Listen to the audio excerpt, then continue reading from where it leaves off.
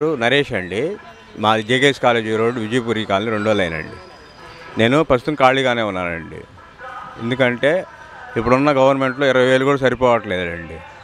20,000 సరిపోకపోతే ఇంకెక్కడి నుంచి ఏంది అసలు మెయింటెనెన్స్ ఏంది, అసలు ఇదంతా ఏంది? అన్ని అప్పులు తీసుకొస్తారు. అప్పులు వడ్డీలకి కట్టడానికి అన్ని అన్ని అన్ని పనులు పెంచుతాం అనమాట. కరెంట్ ఛార్జీలు, మామూలుగా ఉప్పు పప్పులు మొత్తం అసలు నీడ్స్ ఉన్నాయో బేసిక్ నీడ్స్ అన్నీ బాగా పెంచుతున్నారండి. పెంచడం మూలంగా కాస్ట్ ఆఫ్ లివింగ్ చాలా ఎక్కువైపోయింది. కాస్ట్ ఆఫ్ లివింగ్ ఎక్కువైపోతే ఏమైంది, సమాజంలో తేడాలు వస్తాయి. ఆ సమాజంలో తేడా అనేది చాలా డేంజర్ అండి.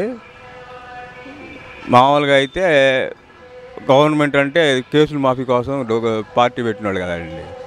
తెలుగుదేశం అనేది ప్రజల గుండెల నుంచి వచ్చింది. వైఎస్ఆర్సీపీ పార్టీ కేసుల మాఫీ కోసం పార్టీ పెట్టారు.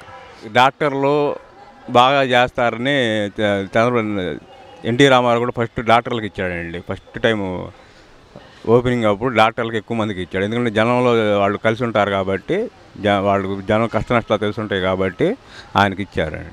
గవర్నమెంట్ చేంజ్ అయితే బాగుంటుందండి. ఎందుకంటే ఈ అప్పుల మీద పర్ హెడ్ ఇప్పుడు 2 లక్షలు ఉన్నాడు అప్పు. మళ్ళీ అప్పులు ఎక్కువైనాయి అనుకోండి, డెవలప్మెంట్ అనేది ఆగిపోయింది. డెవలప్మెంట్ ఆగిపోతే మా తాతలు కట్టారు ట్యాక్స్లు, మా నాన్నలు కట్టారు, నేను కడతాను, మా పిల్లలు కూడా కడతారు. చివరికి దీనికి ఎండ్ పాయింట్ ఉండదు. 77 సంవత్సరాలు అయిందండి సంవత్సరం వచ్చి. ఏం సాధించాం మనం? టోల్ గేట్ల రూపంలో గేట్లు ఎక్కువ పెడుతున్నారు కానీ డబ్బులు ఏమైపోతున్నాయి ఎవరికి అర్థం కావట్లేదు.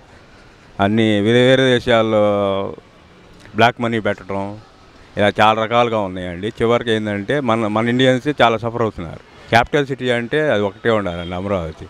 పిచ్చోడి చేతిలో రాయన్నట్టు అధికారం ఉంటే ఏదైనా చేయొచ్చు అనుకుంటే కుదరదు. అది కుదరదని పని.